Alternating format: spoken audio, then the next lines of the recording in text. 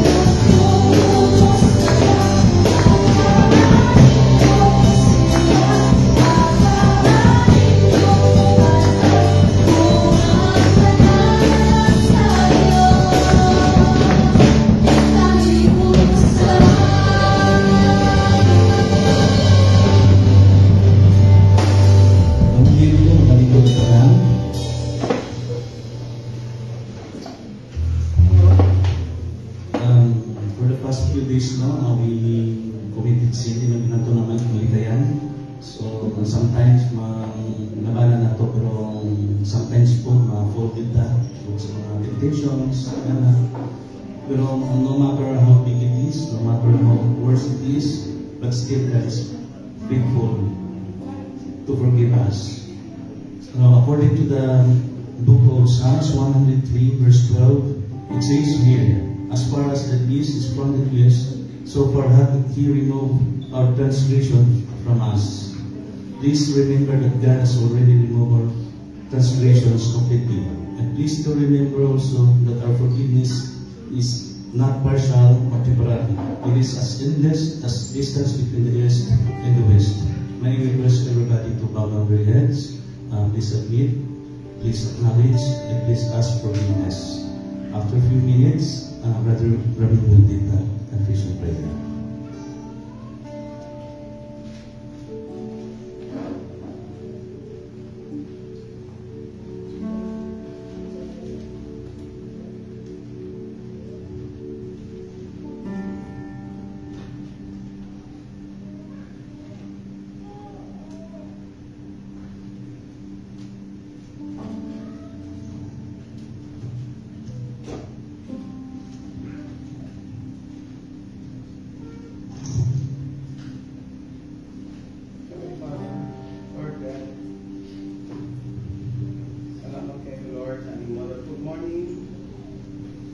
God, sa dala ni mo, Lord, sa mga tuwis na kalay na pananahan. To praise you, Father, to worship you, God, because you are our holy God. Lord, nagadugon media ka ni mo, Amahan, sa pagpahimundong ni mo na mo, Lord, na wala gid niya mo ang sariling righteousness, God. Wala gid niya mo ang sariling kakayanan, Lord, na magka-bago sa mga kagalingan, Lord. Thank you, God, sa iyong death sa cross, Lord Jesus. Kaya ikaw, Lord, nagbayad, God, sa among mga sala. Ikaw, Lord, ang nag-free sa mga, Lord, tika sa pagalapos na sa mga sala. But, Lord, tungkol sa among sanctification process ko, nakapag-idihan ko ng old nature, God, na nag-iaway sa among new nature, Lord. Sige, hatag mo sa mga bagong kinabuhi. Muna usahin, Lord, na sikret paghihapon mi.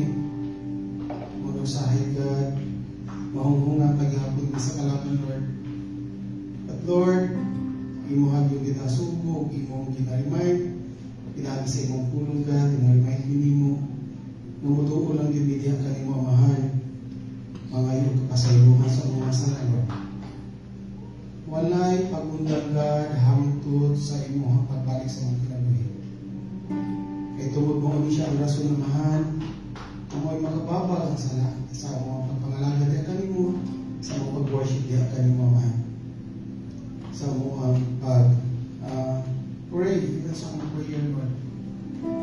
Lord, sa iyo kami sa mga sala, huwag mo ang worthy me, Lord, sa pagpasalamat diya kanimo, Amahan. Lord, kinapangayod na mo ang mga palayon niyo pag-ubad sa mga panimbawon karon. Ikaw gitong Lord, mahimong sentro, Lord, sa among himuon nga pagdahil kanimo, sa among himuon nga mga pagkampo, among himuon nga mga pagkanta, among himuon nga mga pagpasalamat, Amahan. So, Lord, among ginasurrender, among ginapuhit kanimo, kaya wala gini mahimugad kung wala ka. Ikaw ang nag-control din ka ng Amahan. We pray, Father, na ligunan kita ng among pagsalita kanimo. Lord God, uban ni Lord sa among pagsimba karon tumutako. Bisan pa man, Lord, sa mga kaigsunan na nagahimo ko dami, God, ikaw, Lord, padahin sa pagtindog po sa iyong tumamahan na ikaw, Lord, ang mahimaya. Kinitanan mo, Lord God, ang mga pray, ang pinasalig, ang pinasalamatan sa ngalan Jesus. Amen. Salamat, Brother Arlene. Ginagawa natin doon ang tanan. Kung abot na ito may mga padir, musayaw, muso, kung abot na ito may mga gamot, o kapkat, kung abot na ito may mga bata, maganda. Kaya doon na, kumalik ang Diyos. Tayo natin, sir.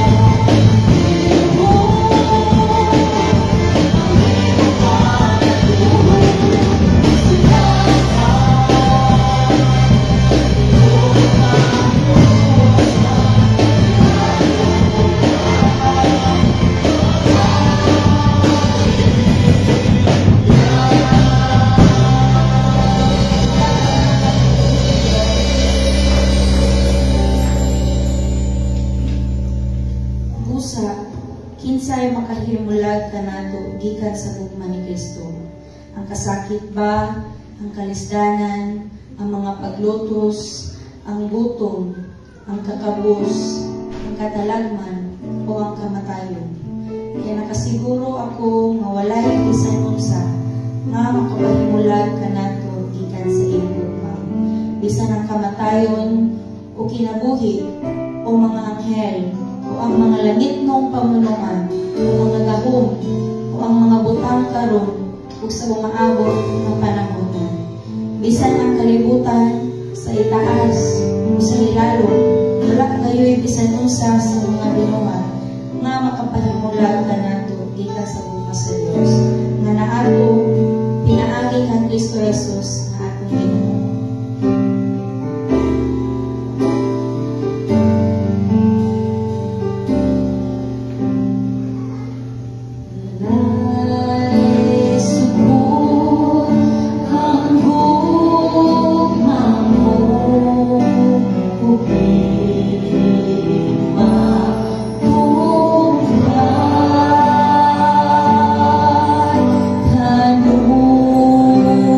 Kanuna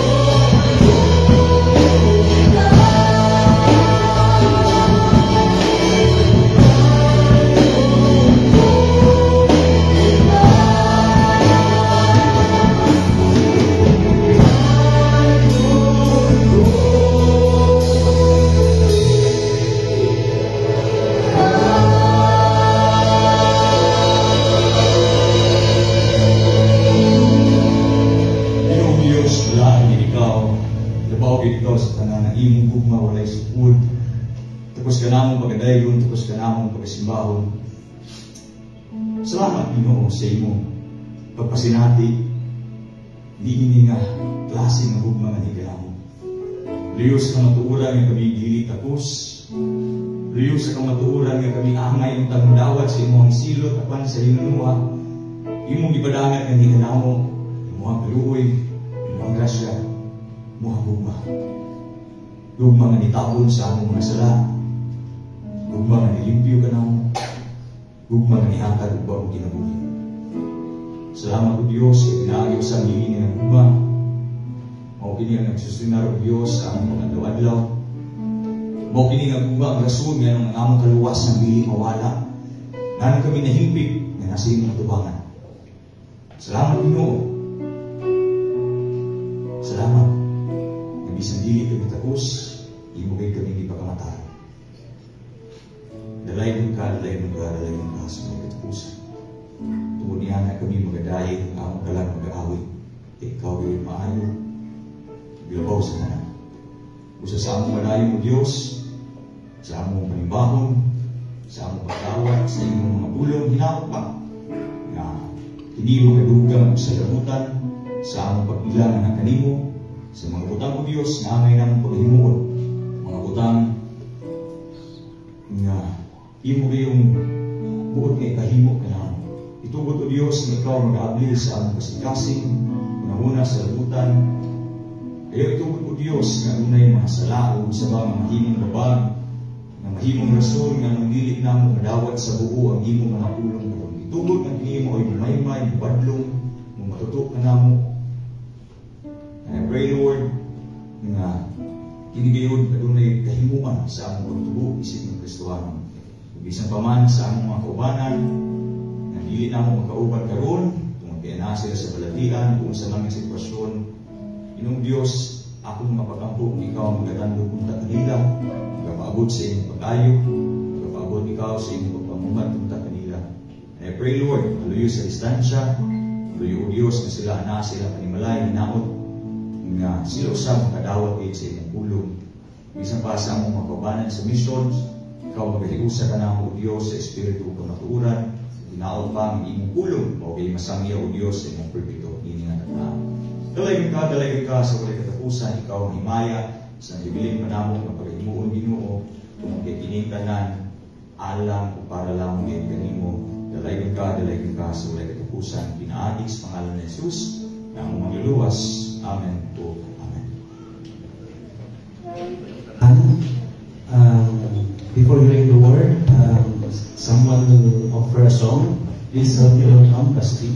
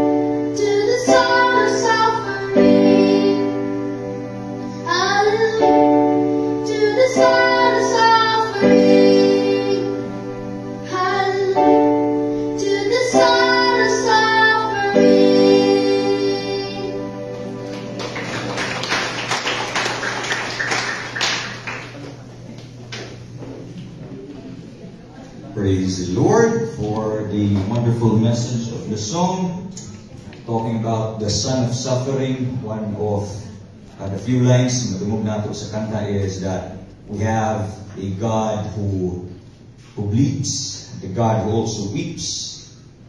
Praises be to the son of suffering. That's actually from Isaiah 53. No?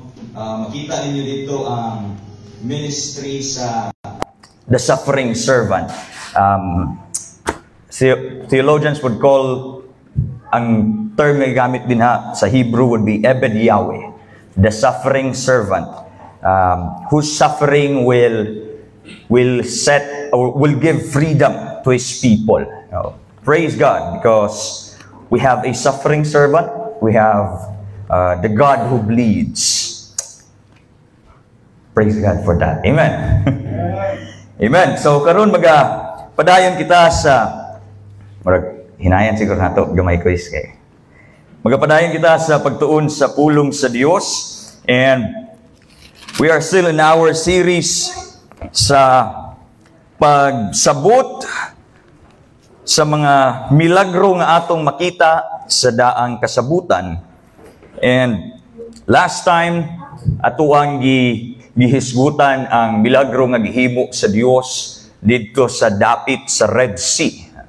We know it as Red Sea, but as we have learned from last time, it's actually called, ang iyang Hebrew, it's called the Reed Sea, which means daghan dito mga tanom ginagamit to make papyrus. Okay, oftentimes dito sa shallow portion.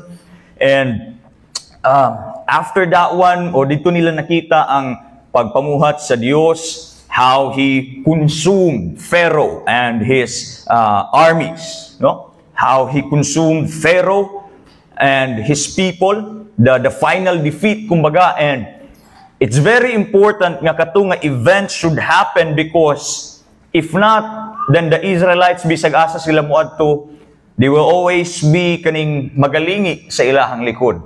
Kay basig na ihiptuhanon nga mudakop sa ilaha. Remember, they are servants, they are slaves, and they are being chased by their owners. No? Mao na nay tan-aw nila.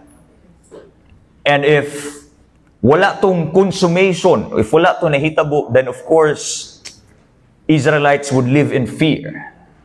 Fear nga basig naa na pud ang mga Egyptians, basig ibalik na pud sila sa Egypt. So that act was God's final act to crush Egypt and the gods and goddesses of Egypt.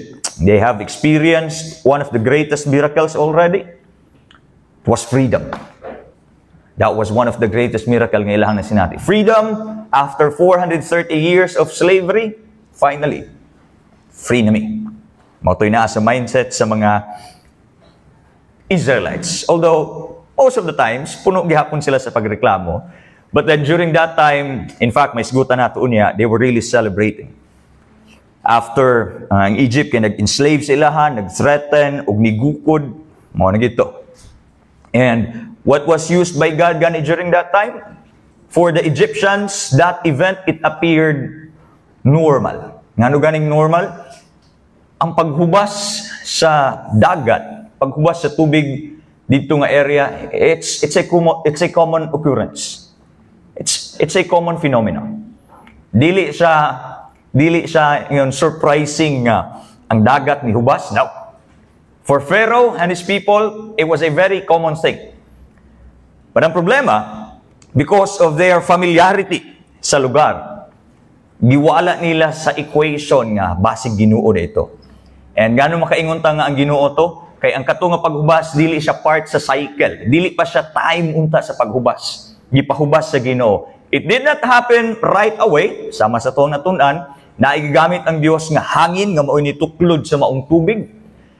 And remember the pillar of clouds nga nagauban sa ilaha, gipadala sa Dios sa ilaha unsay nahitabo. Kato nga pillar of clouds ni adto sa pinakalikod nga bahin sa mga Israelita, ug maoy ni hatag og kahayag sa ila samtang sila nagatabok. Ug kato nga kahayag maopoy ni hatag og kangitngit sa mga Ehiptohanon nga nagukod kanila. Hinungdan nga bisan familiar sila, wala nila nakita nga kani milagro di ay sa Dios. Sumala sa Exodus chapter 14, Ang sea daw nahimo ng walls sa gilid sa mga Israelites. But the Egyptians, wala nila nakita. Kaya nga naman, they were confused. They were in the dark because of the pillar of cloud na gihatag sa Ginoo. So after that, naabot na ta dinhi sa celebration nila. Exodus chapter 15, if you have your Bibles with you, please open it with me. Exodus chapter 15. Muna ta sa verse 22. Muna yung after sa ilahang celebration, the next miracle occurred right away. Wa pa isa kasimana na napoy milagro gipakita ang Ginoo. Exodus chapter 15 verse 22 ngadto sa 27, ako'y basa sa 22 kamo sa 23, so on and so forth, then kitang tanan sa 27. So Moses brought Israel from the Red Sea, and they went out into the wilderness of Shur. And they went 3 days in the wilderness and found no water.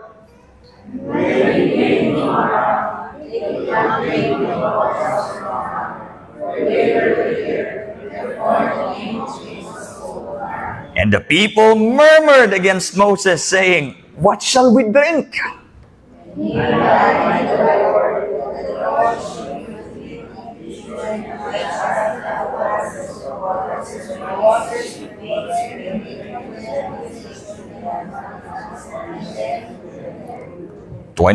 And said, "If thou wilt diligently hearken to the voice of the Lord thy God, and wilt do that which is right in his sight, and will give ear to his commandments, and keep all his statutes, I will put none of these diseases upon thee, which I have brought upon the Egyptians. For I am the Lord that healeth thee." Verse 27, kitang tanan.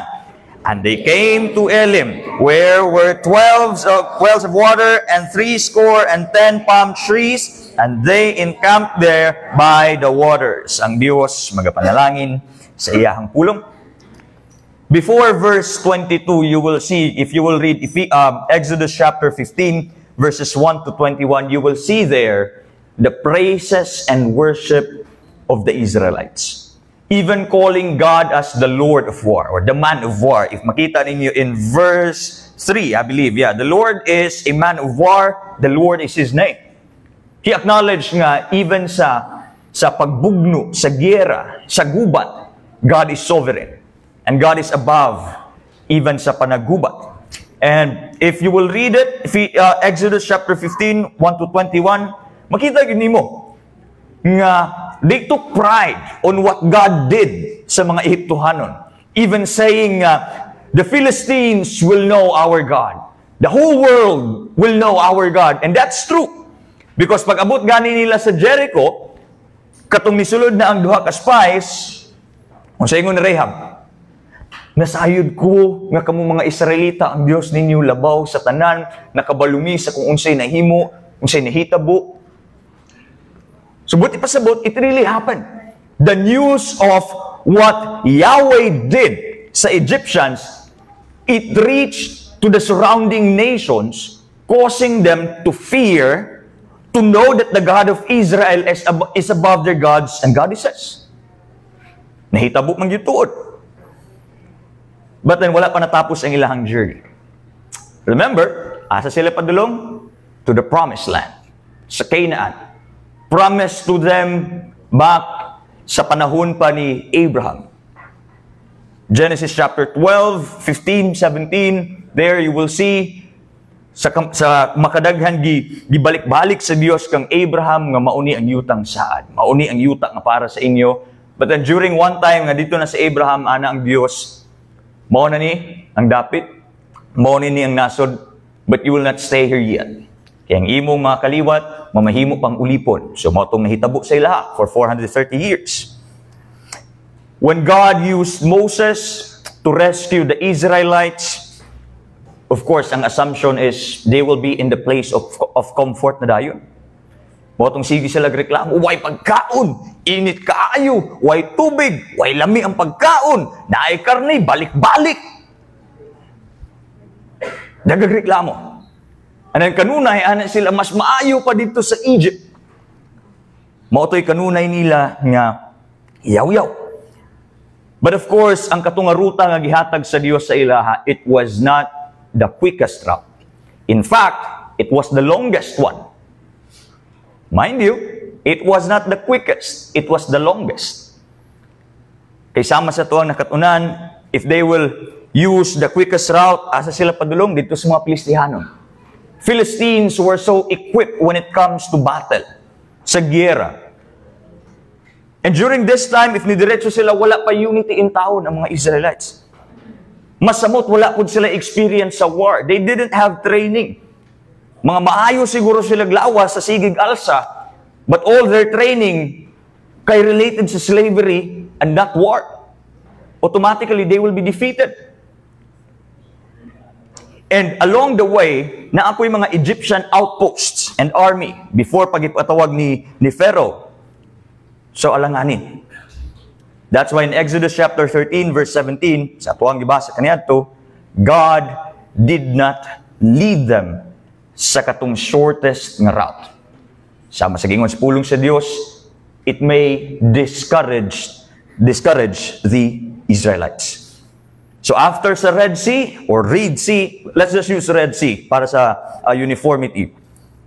Ang sanay nahitabo, dito na sila gigiyahan sa Dios sa wilderness of Shur. Verse 22, through Moses. So Moses brought Israel from the Red Sea. Okay, naana sila sa Red Sea, tapos na nakatabo. And they went out into the wilderness of Shur.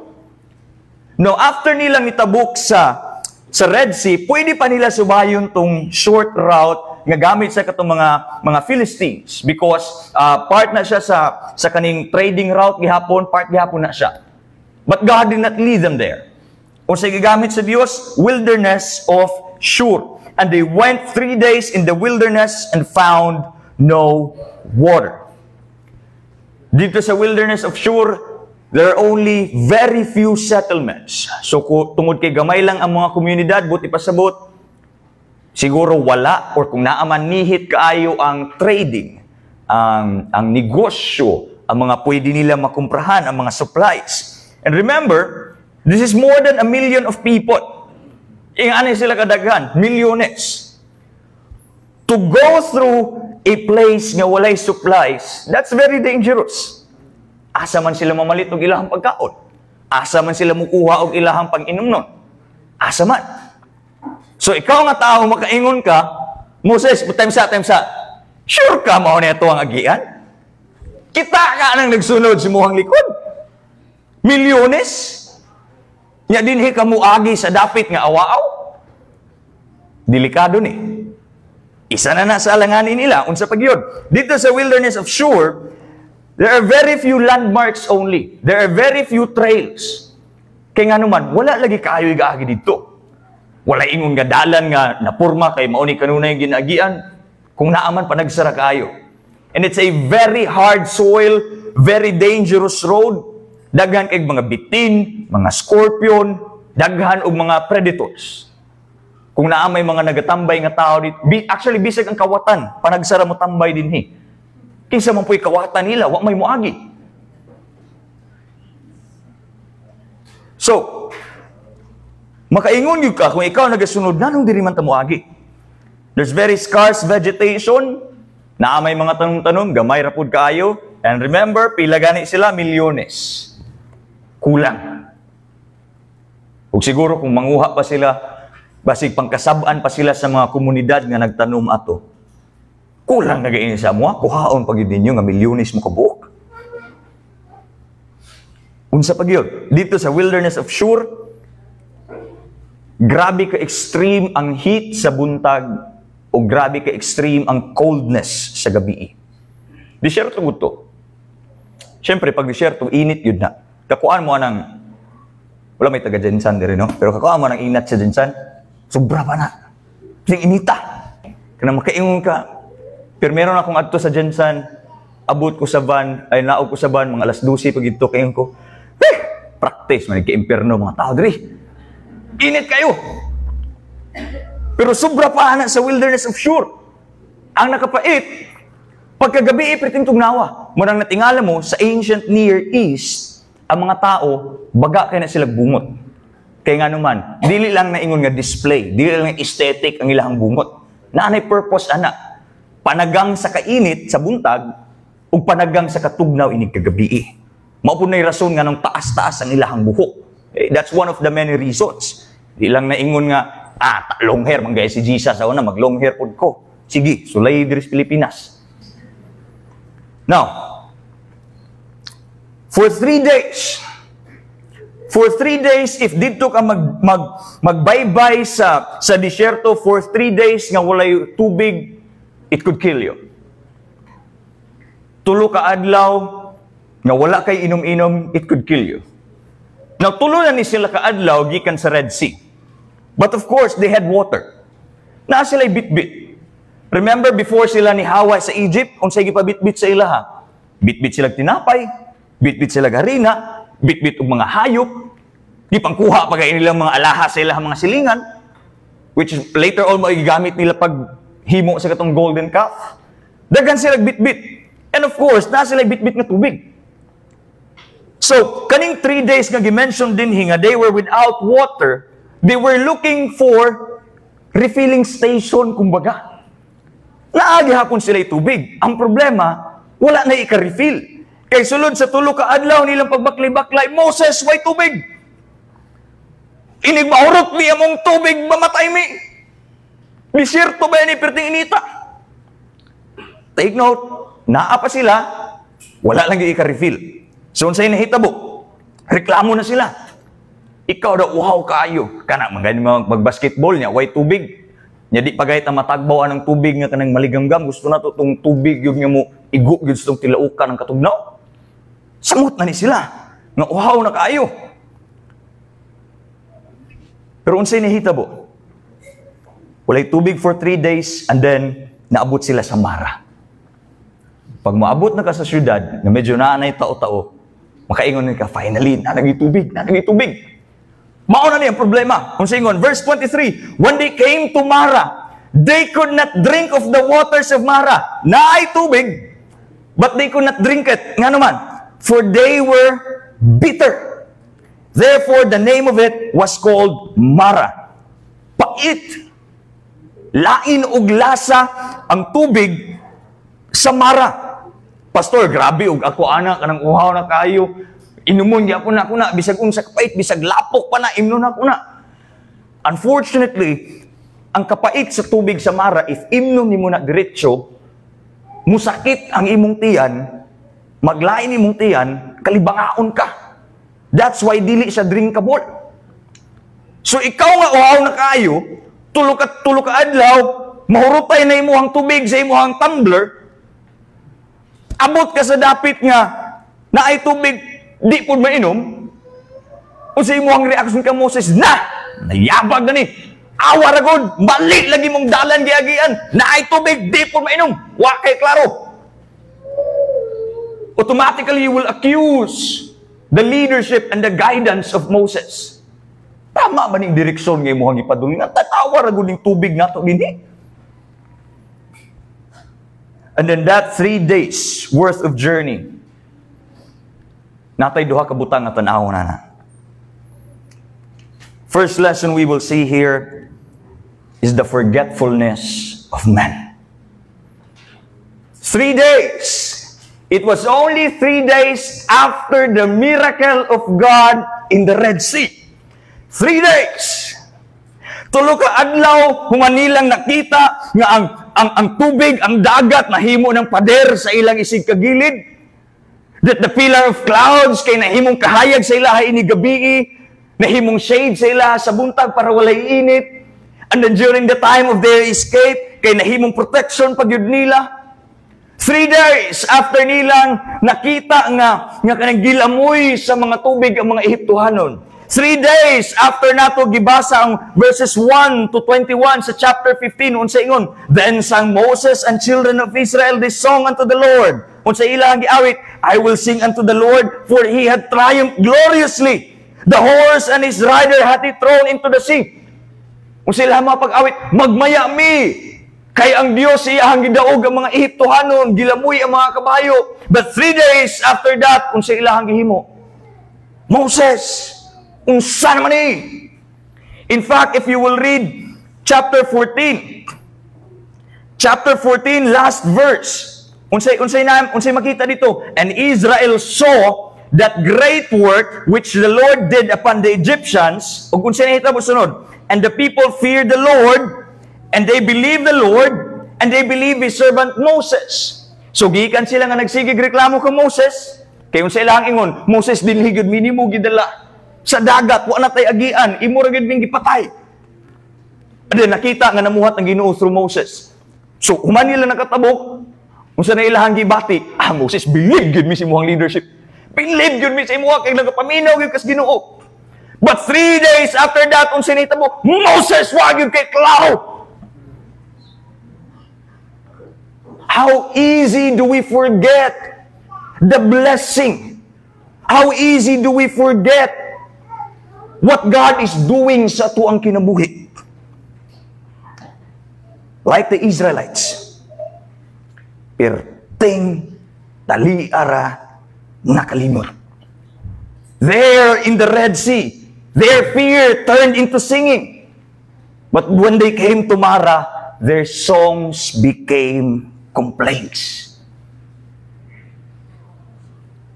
Ang pareho nga ngabil nga atong ginagamit sa pagdahig sa Dios, pagkaugma, maura po'y atong ginareklamo. Ang pareho nga ngabil nga atong ginagamit sa pagsulti og maayo nga mga butang, maura po'y ginagamit nato sa pangdaot sa uban. We easily falter, we easily forget. During this time, unsa gay nahitabo, before patong Red Sea, they have experienced the plagues, although dili sila, but they've witnessed the plagues already, ang 10 plagues. Kita nila nga grabe, gi-overwhelmed yun sa Ginoo ang gods and goddesses of Egypt. Kaingon yun sila, grabe ang Ginoo. Pero wala lang dito na undang, unsa pa nahitabo, naanapuntong sa Red Sea, kaya mga to, nagdaig sila, and all those time, okay, naaputong pillar of clouds. Nagahatag og shade, nagahatag og light sa gabi. They had evidence since sa katong paggamit ni Moses sa iyahang kaugalingon, pag-rescue sa gikan sa mga Egyptians. The Israelites, they always had an evidence of what God is doing. They always had evidence nga ang Dios nga sa ilahang taliwala. But then, dali na kayo nakalimot. And during this time, nga nagyaw-yaw sila, naapag yun intawon ang pillar of clouds nga nagahatag og shade sa ilahang tungod. Nagyaw-yaw sila sa tungod sa Dios. Kaya nga no, gipasagda na daw sila. Padulong na daw sila sa ilahang kamatayon. Now, it could be a valid nga response because it was a need. Water is a need. But then that's the issue with us humans.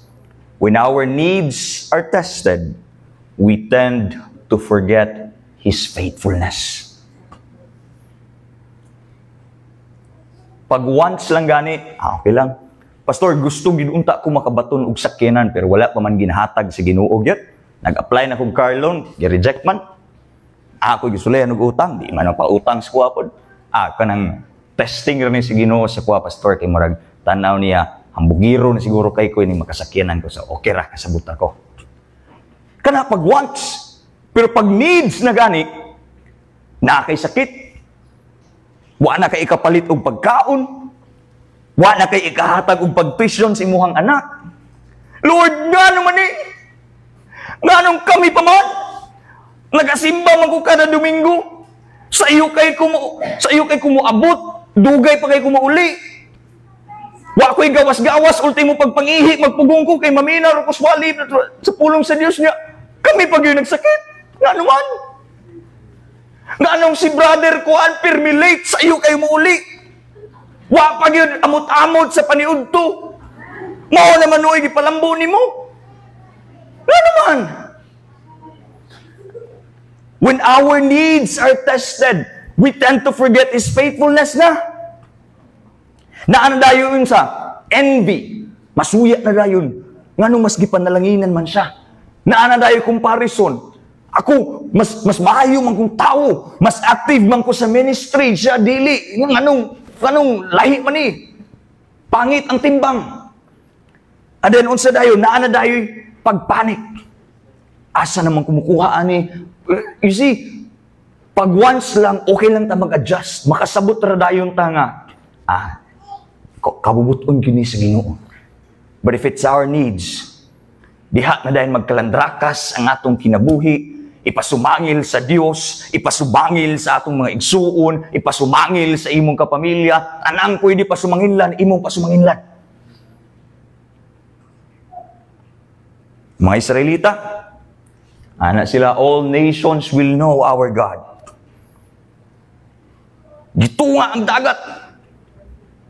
Pero sa ilang pagsigig reklamo, kung nabatian pa to sa mga kasikbit nga nasod, siguro makaingon, ug ako na atong sa kasikbit nga nasod, niyo ang Ginoo makatunga og dagat, di makahatag og tubig sa inyo, ha? Nagsige og dahig nga gilamoy sa Dios, sa inyong Dios, ang mga Ehiptohanon pinaagi sa tubig. Nya karon nagareklamo mo kay wala mo'y tubig. Abi ko mas labaw na kontrolado niya ang tubig. Ganong nakita ninyo ang irony. How ironic it is. Ang ilahang sigig reklamo ug ang ilahang pagdayig kaniadto. Why klaro? Why ayo? Psalm 106 verse 7. This was during the time nga ang whole nation sa Israel nakasala. During the Babylonian exile. The same sins nga nahitabo din sa Exodus, sa escape of the Israelites, mapoy nahitabo dito sa Babylonian exile. Unsa to nga mga sala? Idolatry, unbelief. They did not believe nga, sa Psalm 106, they did not believe nga God will rescue them, God will restore them. The same way nga ang mga Israelita nagsigig reklamo nga mamatay na lang yun sila ani. Idolatry, na sila'y golden calf. Dito sa Babylonian exile, naapod sila yung mga Diyos-Diyos ilaha. Wala nila gituman ang mga sugo sa Diyos, nang disobey sila. The same way. So unsa ingon sa salmista din in Psalm 106. The same with our forefathers back in Egypt. The same with what they did. They did not remember your steadfast love. We easily forget the goodness of God. We easily forget His faithfulness. Siguro, if not all, majority sa tuwa, there's an event sa atong kinabuhi nga nakaingon yuta, Ginoo gito. Naay milagro, apit na ka mamatay, buhi gyapon ka, pengon ka, Ginoo gito. Wa na kay kinaon, somehow natagbo imong panginanglan, pengon ka, Ginoo gito. Dili unta to nga trabaho para sa imuha, somehow nahatag sa imuha, makaingon ka, Ginoo gito. But then as days go by, sige na dahil reklamo, Lord, nga ano man eh. We easily forget His goodness. We easily forget His blessings. We easily forget even the miracles nga gihimo sa Dios sa tuwa. Kaya nga naman, ambot lang pod, our human nature tends to easily forget all these things. That's why unsay kailangan natong himuon, we need to what? To read our Bibles. We need to pray every day. We need to talk to our fellow Christians. We need to get advice from the elderly. From our elders, we need to stop enjoying the pleasures of these worlds. Kaya nga naman, our hearts are easy to forget the goodness of God. Now, kung dalira kayo makalimot sa ginahimo sa Diyos, what are we going to do? Dut sa iyaha, palayo sa kalibutan. Kaya the more ka nga nagapalayo sa Diyos, the more ka ginaseparate nimo imo ang kaugalingon sa congregation, sa family nga iyang gihatag kanimo, the more ka nagapaduol sa kalibutan, the more you will be entertained by the pleasures of this world, the more ka nga mamina sa mga advice sa mga dili Kristohanon, the more you will forget the works of God. There was a time nga, kanunay ka nagatindog, nagapasalamat sa iyahang grasya, kay kinita ng grasya, imong kinabuhi grasya, ang kaluwasan grasya, pila ka bulan ang nilabahay, gamayng pag-uyog, di na ka makita sa simbahan. Kay naluya na. Abi ko ba grasya? We easily forget God's faithfulness. Paliho ko pakipikpik sa imong katapad, ing nasa limtanon ka. Limtanon ka. That's why. Limtanon ka. That's why you need to preach the gospel to yourself every single day. That's why dili pwede nga kita nga mga Kristohanon ang pagdawat nato sa pulong sa Dios every Sunday lang, every prayer meeting lang, every small groups lang. No. Every day we need to read His Word. Every day we need to pray. Every day we need to deny ourselves. Every day we need to be watchful. Kaya nga naman, we are forgetful beings. Ala, naibot na ba ito na ako ang rice cooker? Balik sa ko. Ala, asa na butang ako nga eyeglasses? Nara di sa agpang. Kana nga mga simple nga butang, dali ra kay nato makalimtan, how much more? The very word of God, the very nature of God that is against our nature. Manang dut-dut sa Ginoo, palayo sa kalibutan. Same with the Israelites. Kablo mo sa ilang reklamo, ginaingon na ako ni sinibalik-balik. They would always say, mayo pa dito sa Egypt. Mayo pa dito sa Egypt. Their mindset, Egypt. Their hearts, Egypt. Their ways, Egypt. How can you remember the works of God if your thoughts, your deeds, your desires are worldly? 24 hours. 8 hours tulog ka. 5 hours sa uban. Ang nabili na ng oras, trabaho, 8 hours. Overtime ang uban, 12 hours. Pila na nabilin? 4 ka oras, 5 ka oras, 6 ka oras. Netflix, tag 2 hours na pagid ang mga movie karon. Pila na nabilin? 3 ka oras. Traffic pag yun sa biyahe, 30 minutes, 1 hour, 2 na ka oras na konsum, 1 lang ka oras bilin. Kung sao na to pagtubo, kung gamay ra kaayo nga percentage ang atong ginagahin sa Dios. Pastor, nagapaminaw man kog Christian songs. Minaw ka, tulog man pud ka. Pastor, nagapaminaw kog wali ni John MacArthur. Ginapaminawan nimo pampatulog man pud. We can't remember the Word of God because it is against our nature. That's why we need to be intentional sa paghinumdum ani ng mga butang. Itong pinakauna. The second thing, what can we learn in Exodus chapter 15 verse 22 to 27? First, we have already talked about the forgetfulness of man. Then ikaduha, verse 25. He cried unto the Lord, Moses, and the Lord showed him a tree, which when he had cast into the waters were made sweet. There he made for them a statute and an ordinance, and there he proved them. Unsay gihimo sa Dios? He made the water sweet. Despite nga ang tao malimtanon, unsay makatunan nato dinhi, makita nato dinhi, the faithfulness of God.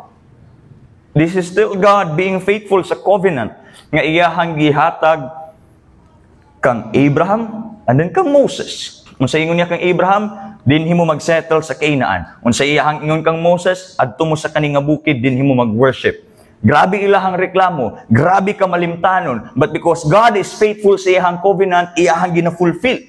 So unsay iyahang gihimo, He made the bitter waters of Mara sweet.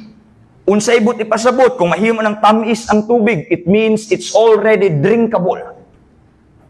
Sweetness means life sa ilaha. He made it drinkable. Bago ra sila nagreklamo, gihimo ra gihapon sa Ginoo ang milagro. It's not as grand as the miracle sa Red Sea, no? But it shows how God is so faithful even in His provision. They were murmuring because of the bitter water, He made it sweet. Pero ang pangutana, nanong dito magyud sila niagi? Amo ka pangutana, ha? I mean, tubag naman nato na dito sa Filistinhon, but that's the negative answer, kumbaga. Pero unsa man gitong pinaka-reason, katong the first side of the coin, kay katong isang rason nato mamutong other side of the coin, unsa man gitong pinaka-rason? Anong dito magyud sila ni Agi? Sama sa kuwang ingon, mauni nga ruta ang pinakalayo. Wa pag yung tubig, perting inita, lisudagian, daghag mga mananap. So nganong din himan sila ni Agi? Now, sama sa kuwang ingon, na ay mga posible nga ruta din okay? Pinaka-posible would be 3 routes, okay? The first one, mao na tong sa northern route. Mao tong sa mga Filistinhon. It would only take them from Egypt to Canaan 2 weeks. 11 days, sama sa giningon sa mga theologians. It would only take them 2 weeks. But then the issue is, along the way, naa mga military outposts. They would be killed right away. Or muatras siguro sila. So anang Diyos, to preserve them, for them not to be discouraged, dili diha. Pwede unta, dito po sila, kung dinhi wilderness of Shur ilang giagian, pwede po sila muagi sa wilderness of Etham. Layo-layo lang gamay, pero this is a direct route gihapon. Ang problema, wa pa'y simana, mga matay na silang tanan. Kaya kung init ang wilderness of Shur, mas labi ka init ang sa Etham, wagyo'y tubig, way buhi dito nga bisag unsa. Dali ra maabot. Problema, di pud kaabot. Tunga-tunga ra kutob. It's not safe. It's not ideal physically. Dan ikatulo, nga ruta, unsa naman? Mao na ni. Pero nganong din himang gyud? Kinahanglan nato sabto ng iyang backstory. Backstory siya kadali. Exodus chapter 3, verse 12. This is during the time nga si Moses shepherd. Okay? 40 years nga nahimo siyang prince of Egypt. Then after that, taka siya, nisibat siya, kikitaan siya nga nasa napatay. 40 years dito siya sa wilderness nga nahimong shepherd. And then one of the times nga samtang nagpakaon si Moses sa iyang mga tupa, naglaroy-laroy siya dito sa disyerto. Asa gani ni nga lugar nag-take place gani, kinahanglan sabto nato, verse 1, chapter 3, Moses kept the flock of Jethro, his father-in-law, the priest of Midian, and he led the flock to the backside of the desert and came to the mountain of God, even to Horeb. Asa ni nga bukid? Sa Horeb. Okay? Now, verse 12. Unsa ingon dito sa verse 12, mao na ning naay gihatag nga mando ang Dios. And he said, certainly, I will be with you, and this shall be your token. Unsa tong token? Unsa tong physical sign? That I have sent thee when thou hast brought forth the people out of Egypt, sa dihang makagawas na mo sa Egypt, you shall serve God upon this mountain. Unsa tong nga bukid? Horeb. Ang Horeb is also called, but before that, ang Horeb, susama sa itong ibasa sa verse 12, this is where God will formalize the Mosaic covenant. Nihatag naman siya, na ay covenant gihatag kang Moses. Pero wala pag i-formalize. Kano sa lang ni ma-formalize, inig maabot na sila sa bukid. Kaya mauman to ang sign, ang physical sign. So kinahanglan nila mo ato sa Horeb para mahitabo to. Nga formally, Israel will be God's people and that God will be Israel's God. Dito sa Horeb, also called as Mount Sinai. And in order for you to reach Mount Sinai, kinahanglan didto ka moagi sa wilderness of Shur. It is the longest route. But maagian nimo ang mga dapit nga angay nimong maagian. It wasn't just for safety. It wasn't just for protection. It was part of God's plan. Mauna gyud to ang ilahang agian. Canaan was the promised land. Okay? Canaan was the promised land. But Sinai was the promise of relationship. So mauto dito sila ni Agi sa wilderness of Shur, longest route, but this is the route chosen by God. So Exodus chapter 15 verse 25, unsa nay nahitabo gani? He cried unto the Lord, showed him a tree, he cast into the waters were made sweet. There he made for them a statute and an ordinance, and there he proved them. Now, this is part of God's plan. Nga dinhi sila muagi. So buti pa sabot may plano ang Dios. Unsa may plano ang Dios? Unsa may plano sa Dios dinhi? Gi-mention sa last portion. And there in Mara, he proved them. Unsa pasabot sa prove? It means tested. Okay? Niya ito isgutan ng Hebrew. Kinahanglan nila muagi dito. Kinahanglan muagi sila sa longest route nga naman. Before i-formalize ang covenant dito sa Mount Sinai, they need all the Egyptian lifestyle and all Egyptian theology to be removed.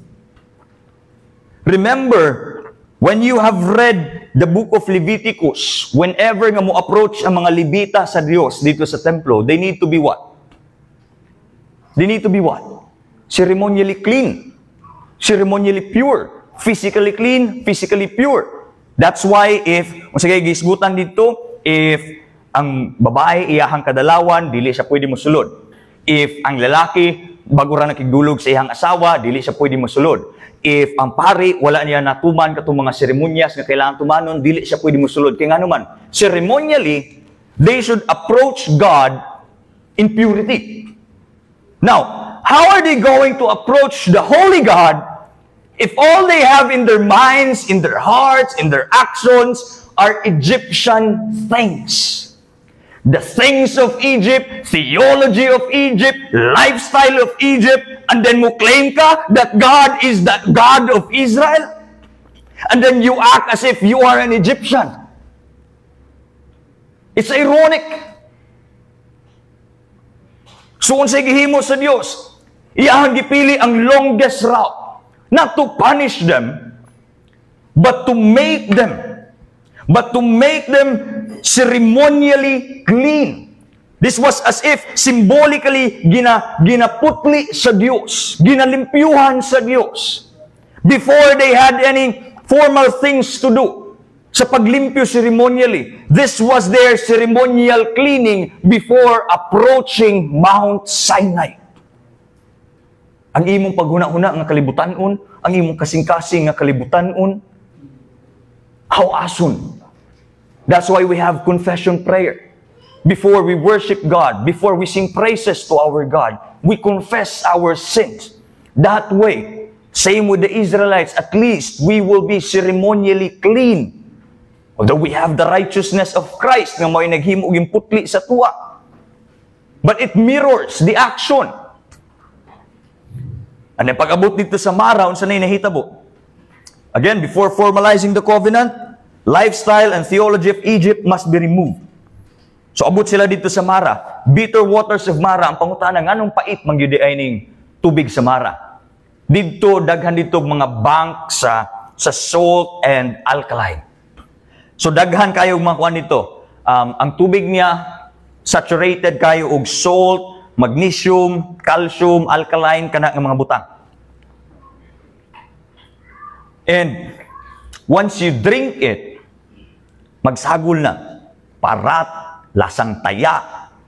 Di ka kasabot sa lasa, magsakit imong tiyan.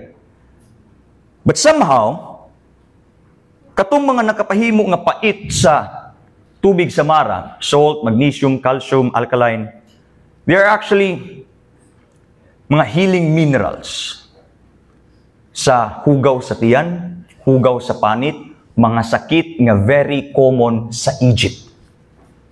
This was God's way of cleansing them physically and spiritually. Kinalimpyuhan. Kung sa gani, isa sa mga plagues gani nga niabot sa Egypt, boils, katong mga nuka-nuka. Now, that was a very common thing sa Egypt.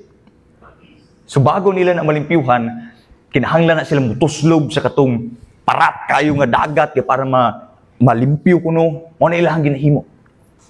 Now, sa pag-inom nila ani, it was sweet. The Israelites, ilang ginom, it was sweet. But the properties that can heal the body, it remain. So physically, nangaayo. That's why, unsa kay sa 26 gani, I will put none of these diseases upon thee. Unsa nga diseases? Diseases which I have brought upon the Egyptians, for I am the Lord that healeth thee. God revealed Himself dinhi as Jehovah Rapha, the God who heals. Jehovah Rapha.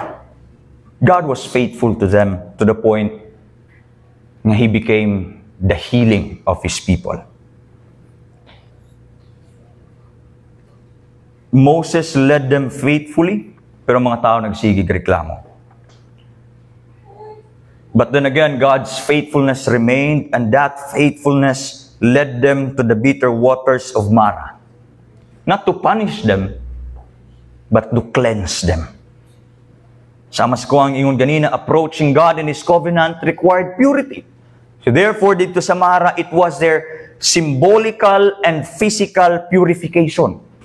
That was their literal, physical na healing. But then it was also their spiritual healing. Nga naman, Pastor, sama sa tuwang ibasa ganina, verse 25, there in Mara, God proved them.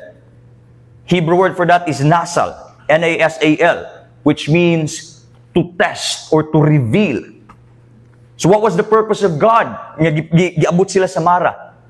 To reveal what is in their hearts. Gika na sila sa Egypt. Nakita na nila ang 10 plagues. Nagsunod-sunod na ang pillar of clouds. Natungan na ang Red Sea. So unsa na may naa sa inyong kasing-kasing? Mga butang nga iya sa Dios sa Israel or still in Egypt? God brought them in Mara kay para mabalaan yun nilang tanan unsa man gyud kaha ang naa sa inyong kasing-kasing human nga na sinatian tanang kaayo sa Dios. Igsuon mangutana ko sa inyo karon. Human nga na sinati nimo ang pagpanalangin sa Dios sa imuhang 20 ka tuig nga pagkinabuhi. 30, 40, 50, 60. Unsa may naa sa imong kasing-kasing karon? Kung atuwa nang i-display sa TV, if we have that technology, are we going to see the land of promise, the desire for the land of promise, or are we going to see the land of Egypt? Unsa may naa sa tuwang kasing-kasing? If God will nasal, reveal what is in our hearts, He tested them, He proved them. Now, Pastor, kanang kuan ra gid to sa Ginoo kay para makita unsa sila kangilad. No. Test is not given to fail us. Test is given to reveal what is in our hearts. That's the reason why it is called a test.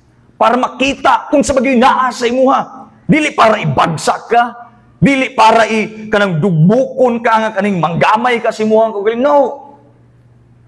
But for us to see, unsa magyud akong tinguha? Unsa magyud ako ang pangandoy? Naninguha ba ko sa Dios o naninguha ko sa akong kaugalingon lamang? Naninguha ko sa iyang katuyuan o para lang sa akong kagustuhan? The same way with Abraham. Abraham, almost 100 years old, why anak? And back then, ikaw walay anak, it would be like a shame sa imuha. Because ang anak gina-consider sa katawhan as blessing. So the more nga mas daghan ang anak, the more nga moana ang tao ginapanalanginan inyong pamilya. But then sa Abraham wala. And then the moment nga naa na siya anak si Isaac, what was the temptation? Gitawag na to siya sa Dios. What was the temptation? Nga basig tan-awon niya or masigugmaon niya ang iyahang anak kaysa sa Dios. So unsay gihimo sa Dios? God tested him. God gave him a situation para ma-reveal kung unsay naa sa kasing-kasing ni Abraham. And we saw what was in the heart of Abraham. He was willing to sacrifice his son if that was the way to show his devotion sa Dios. Lord, maura niya na ako. Pero kung mauni imong pangayoon para makita nimo nga ikaw ra gyud akong Dios, ako ning ihatag. How many of us here nga maingon nato na nga we will be same like Abraham ug dili sa katong rich young ruler? Jesus told him, you want to gain eternal life? Ibaligya tanan nimong kabtangan. Ihatag sa mga kabus and then follow me. Unsay nahitabo? The rich young ruler, he went away. Why? His riches sobra pa ang iyang devotion dito kaysa sa Diyos. And as much as we want to become Abraham, Pastor, sa magid ko ni Abraham, pangayoon ni sa Diyos sa kuha akong negosyo, akong trabaho, yatag na ako ni. Pero inig-abot sa akto, I'm pretty sure majority sa to, probably appeal ko kitang tanan o kinsa ba. We will be like the rich young ruler kay somehow naagay butang sa atong kasing-kasing nga mas labaw sa Diyos. Our heart is idolatrous. Our heart is forgetful. It revealed what was in the heart of Abraham. Not just Abraham. Noah, for 100 years, 120. Panday lang sa arka, dito sa babaw sa bukid, disyerto ang palibot. Muulan, bagyo kahani, mubaha, bagyo daw tibuok kalibutan. Niya ang mga tao nagsige nagyaw-yaw, nayabag na to si kaila mo tong Noah, katong buang ba nga sig panday dito sa bukid. Niya si Noah, mga igsoon pag hinulsol na mo, kay mo abot ang silot sa Dios. Niya mga tao buang siguro tawhanan eh. But then Noah, despite all the mockery, the persecution nga iyang nadawat, padayon he was faithful sa iyahang pagpanday. He was faithful sa iyahang pagsangyaw that judgment will come, therefore we need to repent. And it revealed what was in Noah's heart. They were saved from the flood. And then ang mga tao, kutob na lang sa pagkapakapas tubig. But then in the Bible, we don't just see successful stories sa kaning pag-reveal sa kasing-kasing. We see Lot and his wife.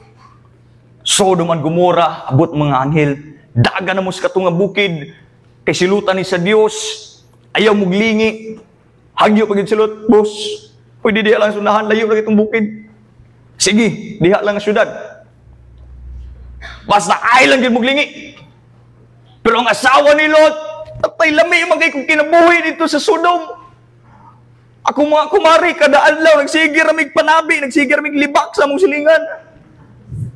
Lami kay mig kinaon. Wako'y trabaho dito, hayahay na kay ko niya.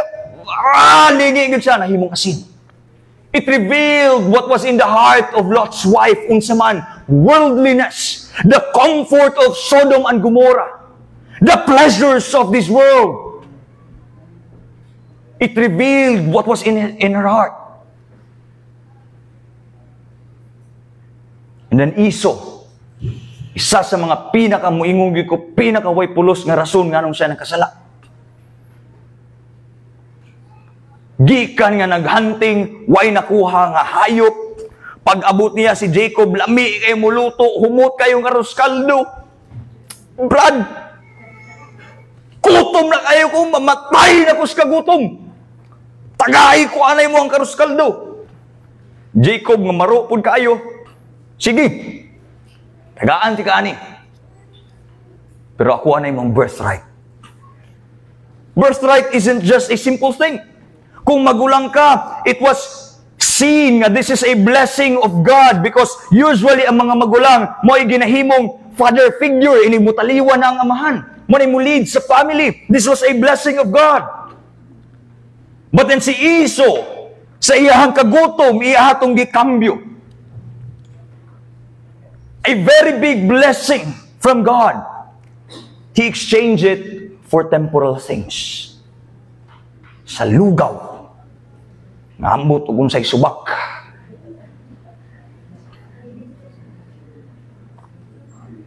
It revealed what was in his heart. Mas importante pa sa iyaha nga matagbaw ang iyahang kagutom kumpara sa pagpadayon sa pagkinabuhi sa blessing sa Dios sa iyaha. God tested them.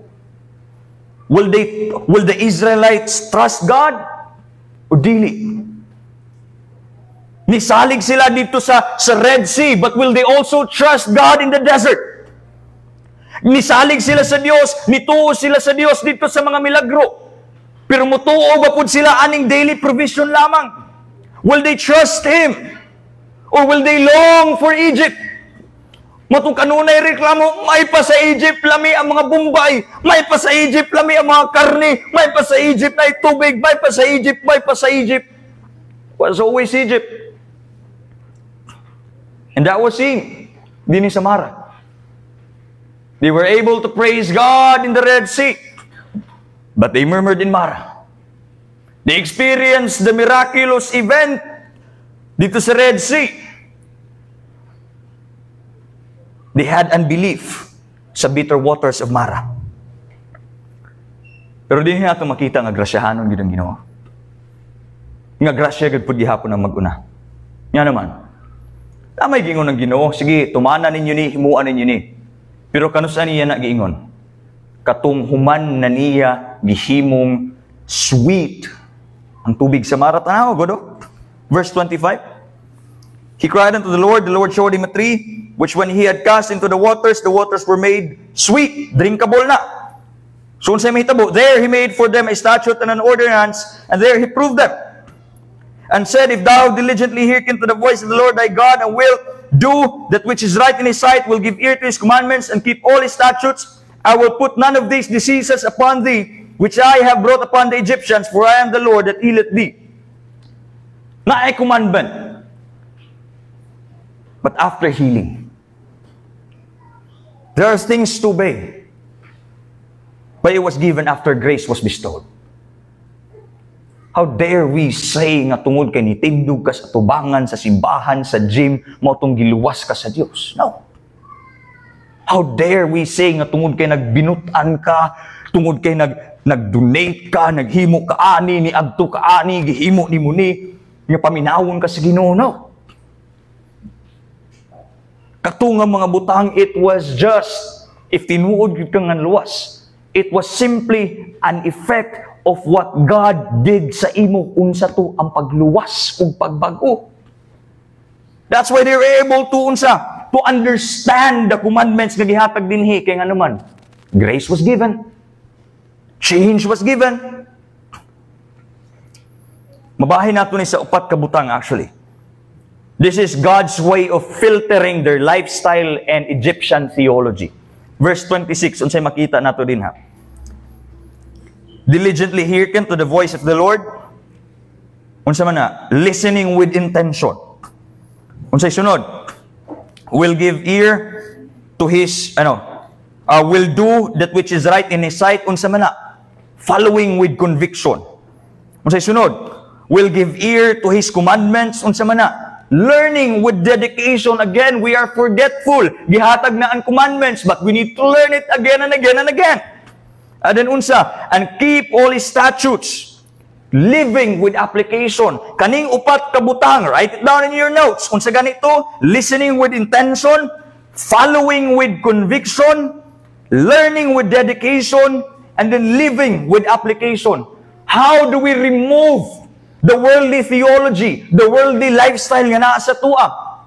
Learn God's Word. Obey it. Learn it again. Then obey it. Balik-balik lang. Learn it, obey it. Learn it, live it. Learn it, obey it. Relearn it, live it. Yan ang balik-balik man. Because we are forgetful. 3 days. 3 days right after whole month siguro nga mga miraculous things nga ilang nakita. And then they forgot right away of what God can do. Mainom na ang tubig sa Mara, pero wala lang dito na undang. Verse 27. Human sila sa Mara, kasikbit nga syudad unsa. They came to Elim. Masay na dito. Where 12 wells of water. Na mga balon sa tubig. And 70 and 10 palm trees. Pag naga ni mga palm trees, buti pasabot, nindot yun ang tubig, lami yun ni, kinamay mga kahoy na nubo. And they encamped there by waters. It became comfortable in Elim. God led them to Elim. I'm not saying Elim is a bad place, no. It was a comfortable place na gihatag sa Diyos. But here's the thing. It's easy to worship God in the comfort of Elim. It's easy to worship God across the Red Sea. But can we worship Him in Mara? Sayo, kay simba sa Ginoo, inig buhong kay ka. Bago ra ka na-promote, lami ka idahig sa Ginoo, eh. Bago ra ka na ay napatukod nga balay, lami na i-post na sa Facebook, thank you Lord for the blessing. Lami kay daig sa Ginoo. Pero what if kabaliktaran sa mga bagay-bagay? You see, we praise God on childbirth. We praise God on birthdays. Can we praise Him on deaths? We serve Him when we have something. Pero willing ba ka mga lagad sa Diyos kung walang-wala ka? We can thank God on our achievements. Can you thank Him on your failures? It's easy to believe in God and in His faithfulness when you are healthy, wealthy, and when you are settled. But like in Mara, will you still believe in God when you are thirsty? Sama sa kuwang yung ganina, dali ra kay ta makalimot. And, muna ako mga panghinaot. Nga unta, dili nato dayon malimtan-limtan ang gugma nga maoy nakapatamis sa atong mapait nga kinabuhi. Gugma nga wa gay makasukod, wa gay makalabaw, wa gay makatupong. The song that we heard earlier, Gugma by the God who weeps, the God who bleeds. We will probably forget it gihapon. Unya, ugma. But once we do, go back to His Word, apply it. Kalimot ka, go back to His Word, do it. Kalimot na pud ka, basa sa Bible, tumana. Kalimot na pud ka, basa na pud, pangayo o kaalam si mga maigsuon, tanaw mga unsa ba dihang mga pagtulunan, do it, follow it. Pikpi ka palihog, sabi mong katapad, inga siya, limtanong ka. Limtanong ka. Inangyo na ako ang music team sa pagtuloy sa tabang as they lead us sa tuwang response song and requesting everyone to please rise.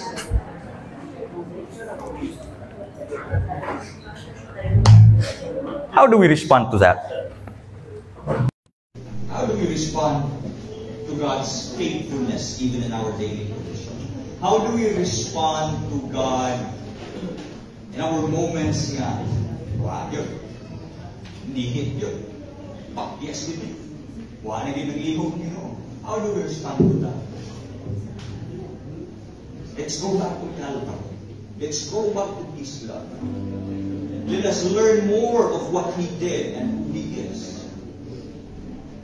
Balik na siya, ugma ang wala siguro. Let's sing this song, Dahil Ikaw.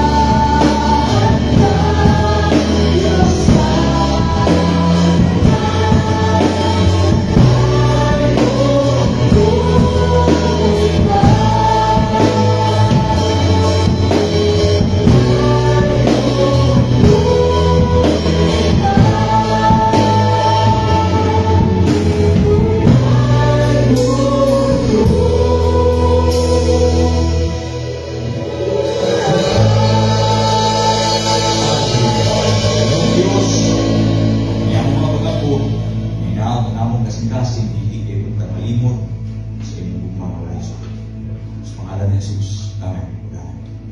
God. Ito na. Balik siya.